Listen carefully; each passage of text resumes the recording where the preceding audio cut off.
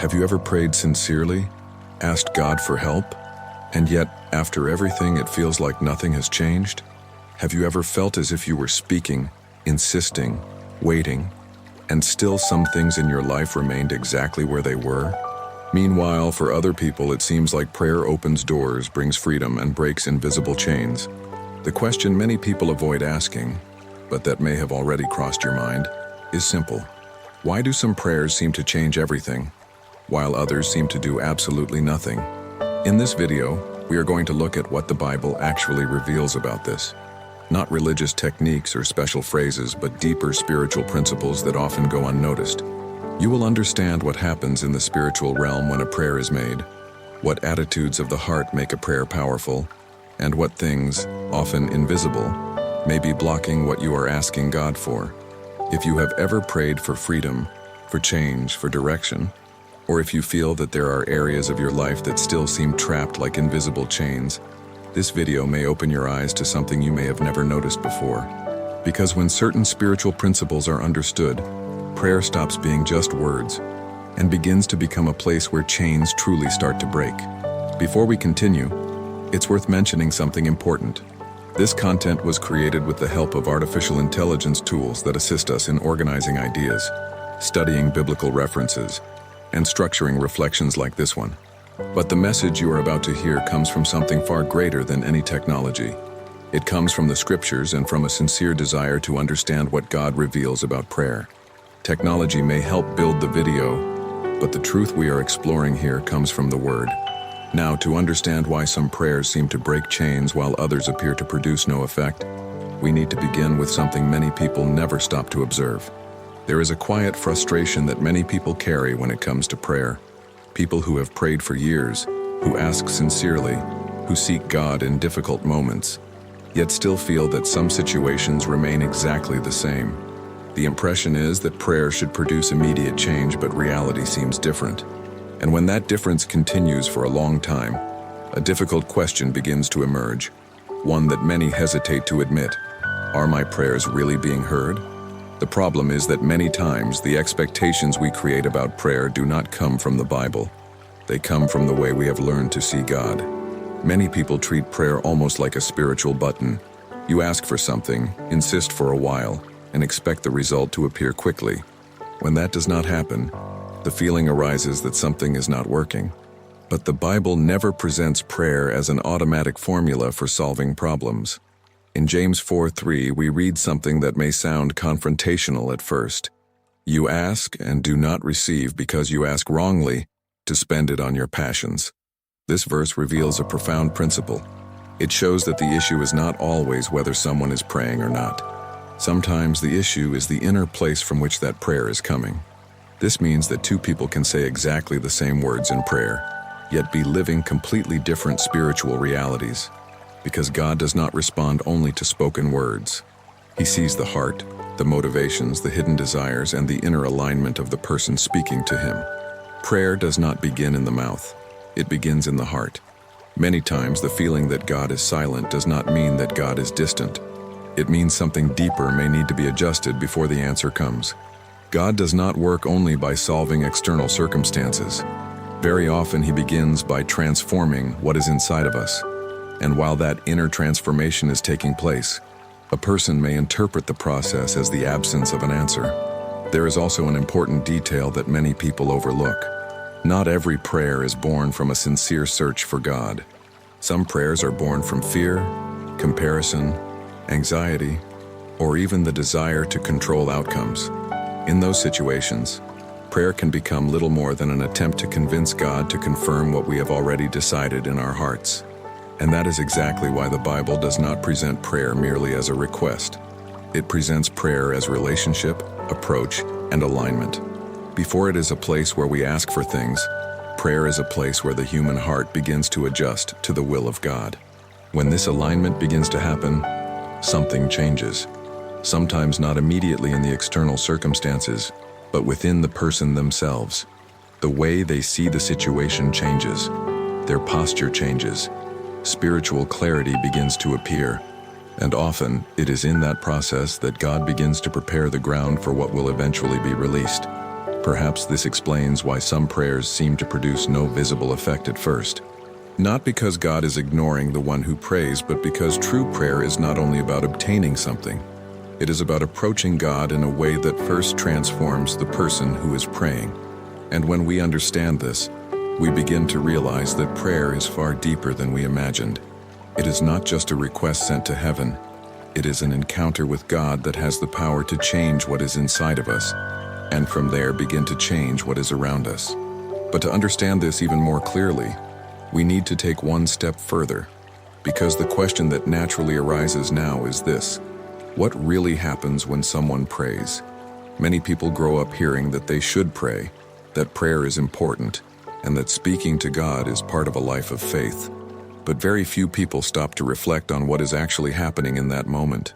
When someone prays, they are not simply speaking words into the air. According to the Bible, something real and spiritual is taking place in that instant. Prayer is not just communication, it is approach. Hebrews 4:16 says something profound about this. Let us then with confidence draw near to the throne of grace, that we may receive mercy and find grace to help in time of need. This verse reveals that prayer is a spiritual movement toward the presence of God. It is not merely a request sent upward, it is access to the very throne of grace. This changes the way we understand prayer completely, because many times people pray as if they are simply trying to be heard. But the Bible shows that prayer already begins within a relationship. When someone prays sincerely, they are not trying to get God's attention. They are approaching a God who is already present. And here is something many people do not realize. When someone approaches God in prayer, the first transformation usually does not happen in the external circumstances. It happens inside the person themselves. The presence of God has the power to reorganize what is inside the human heart. Thoughts begin to change. Perspectives begin to align. Anxieties begin to lose their strength. That is why sometimes prayer does not immediately change the situation around a person, but it changes the way the person is positioned within that situation. And that inner shift can be the first step towards something greater that is still being prepared. Another important point is that prayer places us in a position of conscious dependence on God. In the world we live in, we are constantly encouraged to solve everything on our own, control outcomes, and rely only on our own strength. Prayer breaks that logic. It reminds us that there is a God who governs above circumstances. When someone prays with that awareness, something begins to align spiritually. The mind stops running in every direction and begins to turn toward God. The heart stops fighting alone and begins to rest in His presence. And very often it is in that spiritual environment that answers begin to take shape, even if they are not yet visible. This also explains why prayer cannot be reduced to repeated words or well-constructed phrases. The power of prayer is not in the structure of the sentence. It is in the reality of the approach. When someone sincerely approaches God, something begins to move within that relationship. And this leads us to an extremely important point. If prayer is approaching God, then the way we approach Him matters. The inner posture matters. The heart matters.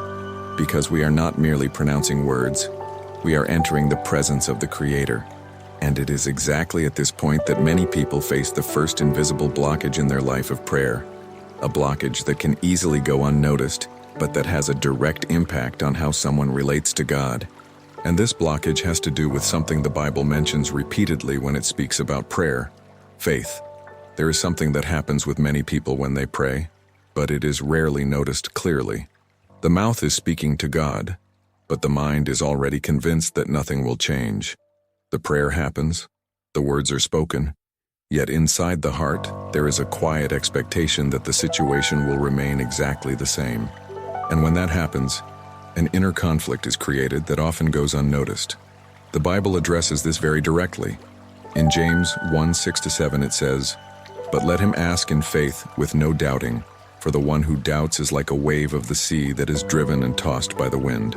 For that person must not suppose that he will receive anything from the Lord." This passage is not condemning those who struggle with doubt, but it reveals something important about the nature of faith in prayer. Many people imagine that faith means feeling an intense emotion, having absolute certainty, or experiencing a powerful spiritual sensation. But in practice, biblical faith is both simpler and deeper than that. Faith is trust in the character of God. It is choosing to approach Him believing that He hears, that He cares, and that He is still God even when the answer is not yet visible. When someone prays expecting that nothing will happen, prayer becomes little more than a religious habit. The words are spoken, but the heart remains trapped in the logic of fear, doubt, and negative expectation. And when this mindset dominates the interior of a person, it creates a life of constant spiritual instability. James uses the image of waves in the sea to describe this. A mind that prays while filled with constant doubt is like a wave being pushed in every direction by the wind. One moment the person believes. The next moment they are convinced nothing will change.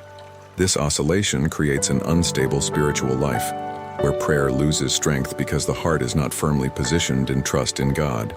But it is important to understand something that brings hope. Faith does not mean the complete absence of inner struggle. Very often, faith begins in the middle of weakness.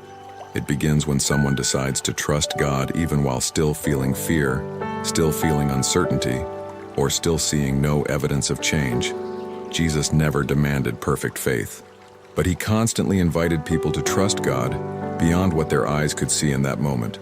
And when that trust begins to grow in the heart, something changes in the way prayer is made.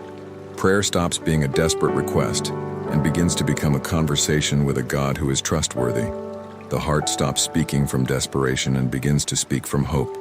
And when that shift happens, prayer begins to come from a completely different spiritual place. Many invisible chains in people's lives are sustained precisely by thoughts that feed fear, defeat, and impossibility. When faith begins to occupy that space, those chains slowly begin to lose their strength. Perhaps the change some people are waiting for in their circumstances begins first in the way they see God. Because when faith begins to grow, prayer stops being just repeated words and begins to become a place where trust in God takes root within the heart. Before we continue, if this kind of biblical reflection is helping you understand your spiritual life more clearly, consider subscribing to the channel. It allows more people to find content like this and continue growing in their walk with God.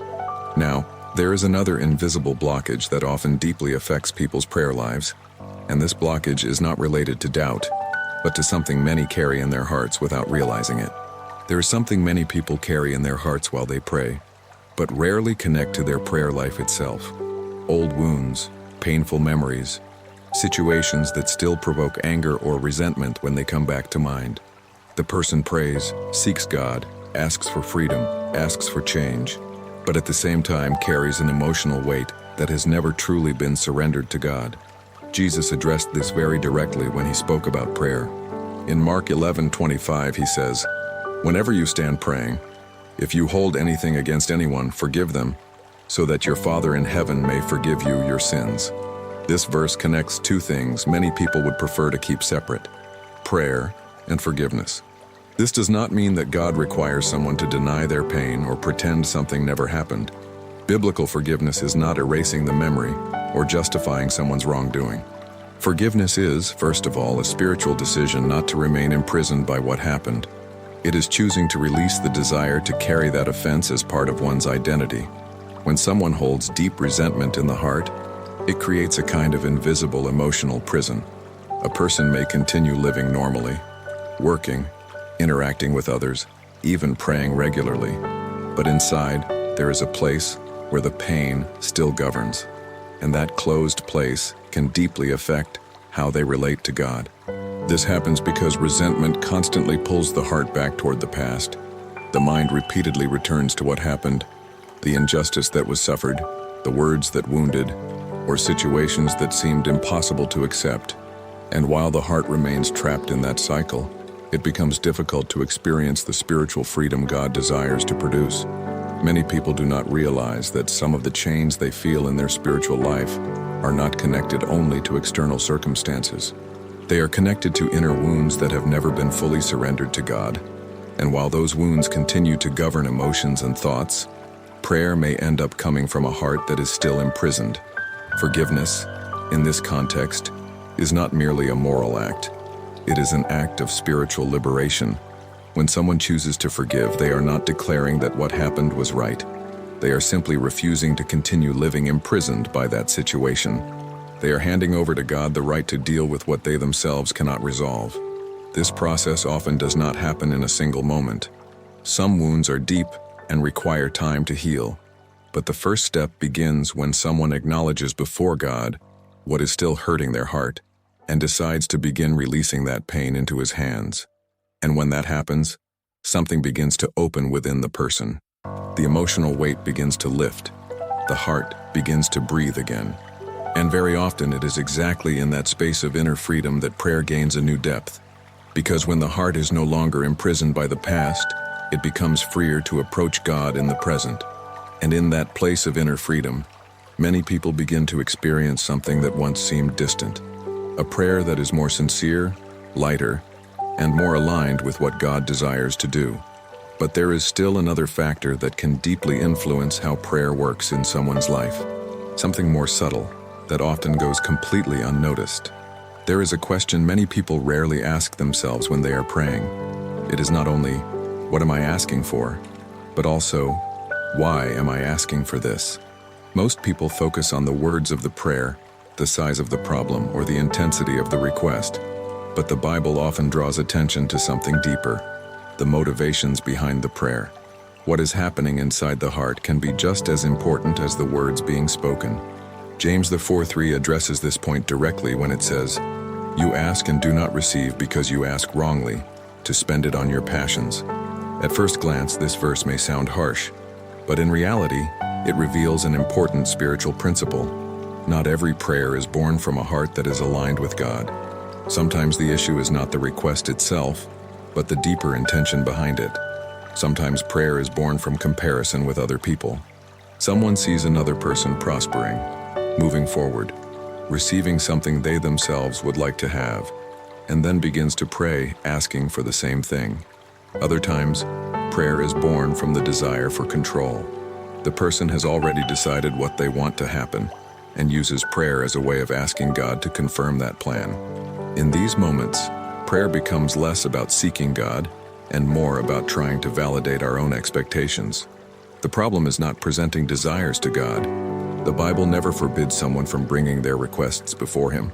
The problem arises when prayer becomes merely an attempt to use God as a means to achieve what we have already decided in our hearts.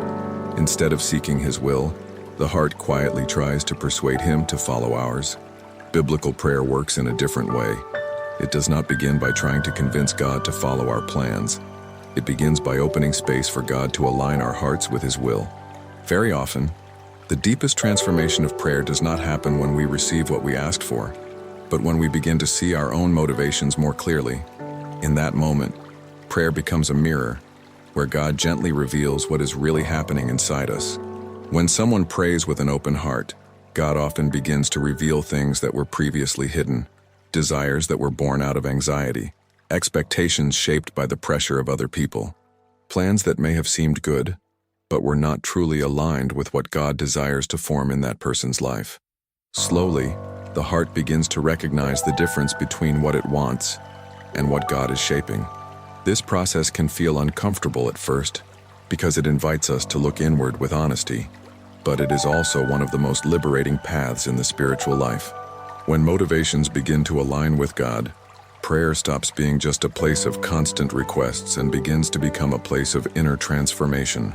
Instead of only asking for change, the heart begins to experience change. At that point, many people notice something surprising. Some of the things that once seemed absolutely necessary begin to lose their importance, and other things that once went unnoticed begin to gain value. The heart begins to reorganize. Priorities shift, and the presence of God begins to reshape how a person measures success, fulfillment, and purpose. When this alignment happens, prayer becomes much clearer. The person is no longer trying to convince God of something. They are walking with God toward what He desires to build. And in that environment of alignment, the spiritual life begins to gain a stability that once seemed impossible. The relationship with God grows deeper, and prayer becomes less about urgency and more about trust. But there is still one last blockage that prevents many people from experiencing the true power of prayer. And this blockage is not related to faith, forgiveness, or motivations. It is related to time. There is a pattern that appears frequently in many people's lives when it comes to prayer. They pray intensely about something for a few days, maybe a few weeks. And then they begin to lose hope. When the answer does not appear quickly, the prayer becomes less frequent. Gradually, what once seemed like a sincere search for God turns into silence. What once felt like faith slowly begins to fade into discouragement. This happens because we are used to living in a world where almost everything is immediate. We send a message and expect a quick response. We search for something on the internet and find it in seconds. This mindset ends up influencing the way some people see prayer. They assume that if something does not happen quickly, then perhaps the prayer did not work, or that God is no longer listening. But Jesus taught something very different about this. In Luke 18:01, we read that he told a parable to show that they should always pray and not give up. The expression "not give up" means not abandoning the search, not allowing inner exhaustion to cause someone to stop approaching God. It is an invitation to continue seeking him even when the answer has not yet appeared. This reveals an important spiritual principle. Some answers from God do not happen only at the moment the prayer is spoken. They happen throughout a process. And during that process, something is being formed inside the person who is praying. Faith grows deeper, patience develops, and the heart becomes stronger in its trust in God. As someone perseveres in prayer, the heart is shaped. Faith grows stronger. Dependence on God deepens. Many times what God is preparing is not only an answer to a problem, but a transformation in the life of the person themselves. That is why some spiritual chains do not break immediately. Not because God lacks the power to act, but because there are processes happening at the same time. God is not only resolving an external situation, he is also forming character, spiritual maturity, and genuine trust. Perseverance in prayer reveals something very deep about the human heart. It shows that the person is not merely seeking a quick answer. They are seeking God. And when someone continues to approach him even without seeing immediate change, that posture reveals a trust that goes beyond circumstances. This is the point where many spiritual stories begin to change, because prayer stops being an occasional request and becomes part of the daily walk with God. The relationship grows stronger. The mind begins to anchor itself in something deeper than the present situation. Many times when someone looks back after some time, they begin to see something they could not see before. They realize that God was working throughout the entire process, even when it seemed like nothing was happening. Some answers were being prepared, some doors were being aligned, some inner changes were being formed. Perseverance also reveals something essential about trust in God. Those who persevere demonstrate that they believe God is still listening, even when the time of the answer has not yet arrived. And that kind of trust completely transforms how a person stands in the middle of difficulty. And when faith, forgiveness, inner alignment, and perseverance begin to walk together, something powerful begins to happen in the spiritual life. Prayer stops being just an isolated moment and begins to become a place where invisible chains start to lose their strength. But what exactly happens when these principles begin to align? What changes in someone's spiritual life when prayer comes from a heart that is truly aligned with God? That is exactly what we are about to understand now. There comes a moment in the spiritual journey when something begins to align differently within a person's life. Not necessarily because external circumstances have immediately changed, but because the heart has begun to position itself differently before God. Faith begins to replace fear. Forgiveness begins to replace resentment. Perseverance begins to replace discouragement. And when these elements come together, prayer stops being just a habit. It begins to become a place of real transformation. What once felt like a routine begins to turn into something living and powerful. A place where the heart starts to change in ways that are difficult to explain, but impossible to ignore. James 5:16 declares something powerful about this. The prayer of a righteous person is powerful and effective. The word righteous in this context does not mean someone perfect or without flaws. It means someone who is seeking to live aligned with God, someone whose heart is being shaped by His truth and His will. It is not perfection that gives power to prayer, but sincere alignment with God.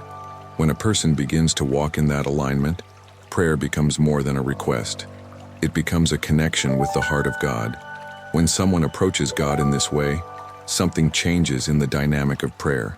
Prayer stops being merely a request made from desperation or anxiety. It begins to come from a place of trust and relationship. The person is no longer simply trying to solve an immediate problem. They are walking with God within the reality of that situation, allowing His presence to shape their perspective and their response. Many of the chains that hold people captive are not physical or visible. They are internal. Chains of fear that prevent important decisions. Chains of guilt that make someone believe they are unworthy of change. Chains of repetitive thoughts that feed anxiety, insecurity, and a constant sense of failure. These invisible patterns quietly influence the way a person sees themselves in the future. These chains often remain for years because they are reinforced daily by negative thoughts and interpretations of reality. A person begins to believe that things will always be this way, that certain areas of life will never change, that some battles are simply impossible to win.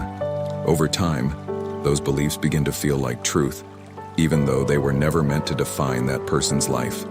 But when someone begins to approach God with faith, something starts to confront those inner structures. The presence of God begins to illuminate areas of the mind and heart that were once dominated by fear or lies. What once seemed absolute begins to be questioned by truth. And when truth enters the heart, the grip of those internal chains slowly begins to weaken. Faith begins to speak a different message than the one fear had been repeating for so long. Hope begins to occupy the place where discouragement once lived. And little by little, the internal chains that supported certain patterns begin to weaken. This does not always happen in a single dramatic moment. Very often it happens as a quiet process. A thought that once dominated the mind no longer has the same power. A guilt that once seemed impossible to overcome begins to lose its grip. A situation that once seemed completely hopeless begins to be seen differently. It is in this spiritual environment that prayer gains an entirely new depth. It stops being merely an attempt to change external circumstances. It becomes a place where God begins to work deeply within the person, reshaping the way they think, feel, and respond to life. John 8:36 says, "So if the Son sets you free, you will be free indeed." That freedom often begins within the mind and the heart. Before freeing external circumstances, God often begins by freeing the way a person sees themselves, interprets their past, and faces their future. When that inner freedom begins to take place, many invisible chains start to fall. Chains of fear that once prevented important decisions. Chains of shame that made someone feel distant from God. Chains of negative thoughts that dominated the mind every day. And when those chains begin to break, something also changes in the way a person lives. They begin to walk with greater confidence. They begin to pray with greater clarity. They begin to see God not only as someone they make requests to, but as someone who is present in the journey, guiding and strengthening them along the way. If this message is helping you see your spiritual life more clearly, consider subscribing to the channel. Here we explore biblical principles that help us understand faith in a deeper, practical, and transformative way. Because the truth is that prayer was never only about asking God for things. It has always been about approaching Him in a way that transforms who we are. Perhaps you have experienced moments when you prayed many times about the same situation, and yet it seemed like nothing was happening. You asked for help, for direction, for freedom, but the days passed and some things remained exactly the same. In moments like that, a quiet question often begins to rise in the heart. Is God really listening? Many people never express this doubt out loud, but it exists.